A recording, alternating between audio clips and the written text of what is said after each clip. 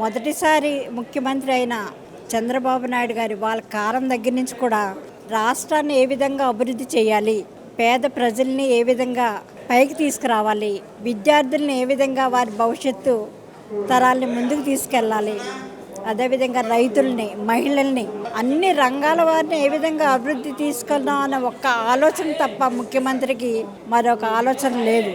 మరి లోకేష్ బాబు గారు కూడా మరి తండ్రి అడుగు జాడల్లో వారి ఆలోచన విధానంలో ఎంత ముందుకెళ్తున్నారో మన అందరికి తెలుసు. వారిద్దరి ఆలోచన ఒకటే, వెనకబడిపోయిన ఈ రాష్ట్రాన్ని ఏ విధంగా అభివృద్ధి పదంలో ముందుకు తీసుకెళ్ళాలి, ప్రపంచవ్యాప్తంగా వారు ఏ విధంగా ప్రజల్ని ఒక పేరు తెచ్చుకునే విధంగా కష్టపడతా ఉన్నారు.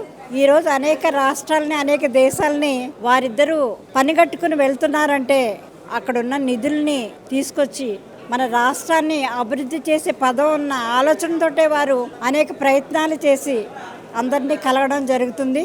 కానీ ఈరోజు మరి వైఎస్ ప్రభుత్వం తెలుగుదేశం అధినేతల మీద అనేకమైన ఆరోపణలు చేస్తూ వారు ముందుకెళ్తున్నారు. వారు చేసిన 5 సంవత్సరాలు వారి పరిపాలన ప్రజలందరూ గమనించి వారిని కూర్చోబెట్టడం జరిగింది.